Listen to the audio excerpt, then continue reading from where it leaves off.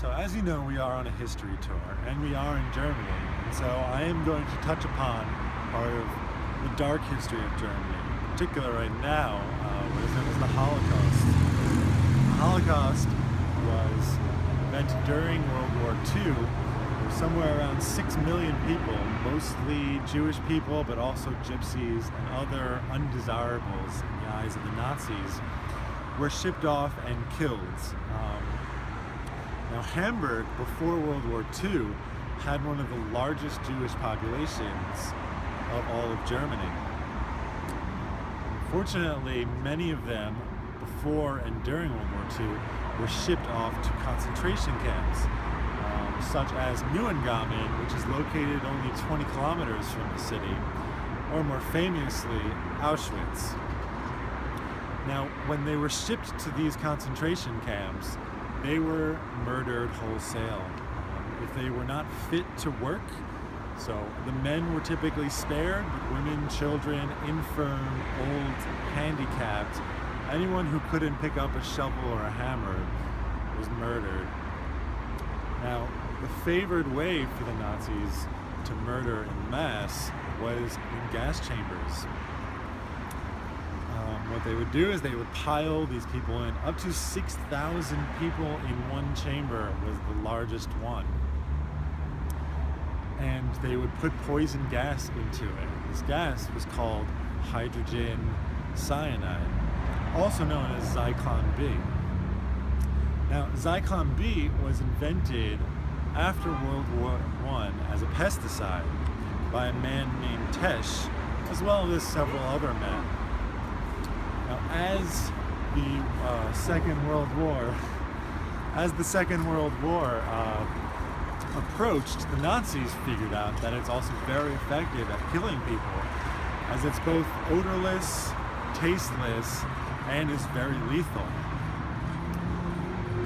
So they decided that this would be the way that they would do it. And they hired this man, Tesch, and his company, which is known as Tesch and Stabenow, to produce this gas and send it to the Nazis and the concentration camps. This building right here is the factory where Zyklon B was produced and where Tesch and Stabenow was headquartered. Now, sadly, Tesch was a Jewish man himself, and he was offered asylum in order for him to be okay with producing this gas. His family was spared, and he was spared, and he had a very big hand in the slaughter of his people. Now, after World War II was over, Tesch and Stabenow, the two leaders of this company, were sentenced as war criminals and executed. However, their company continued to work. As I said, it is still headquartered in this building today. It was survived by their sons, and their sons had continued working here as well. Interestingly enough, what they now produce is a waterproofing mixture which they spray onto monuments. This monument spray is now put onto all of the Holocaust memorials in the world, in particular the one located in Berlin. So it's kind of an interesting circle that now they have a hand in trying to remember this atrocity. Now, after the war, of course, the company was ashamed. They are to this day as well of that kind of bit of dark history. But Hamburg wanted to put a memorial here to try and remember what happened. Of course, the company didn't really want that to happen for fear that it would tarnish their future business. So they went back and forth, and eventually they settled on this little plaque located in front of the building. Now, as it is quite an embarrassment, you can kind of see, if you look around, there's really only 2 plants located anywhere near this building. If you walk around the signs, there's no plants there either. Only 2 plants placed right in front of this plaque, kind of as what seems like a way to hide it, though you can't really say for sure.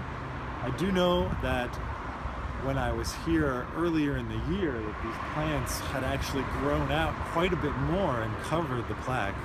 And they were either forced or they willfully cut it. I don't actually know which one it was.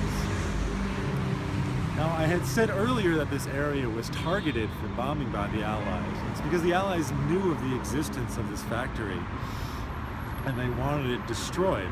So they purposely tried to hit it. Fortunately for them, they were not successful in that, and so it continued to produce the gas until the end of the war. We're now going to walk over to St. Nicholas Church, where I will talk a bit more about World War II, in particular the bombing of 1943. On the way to the church, there's actually a little plaque on the ground that I'm going to point out. They're located all around the city, and on them they have the names of Jewish families. And these plaques are placed in front of their place of work or their residence to memorialize these Jewish families that were sent to concentration camps and killed. And they're located all over the city as kind of a memorial to these residents of Hamburg that were sent off and murdered. So I will point that out as we walk down to the people along with me on the tour. I'm going to skip that for the video, but I'm just going to mention it to you now, and we will head over to St. Nicholas Church now.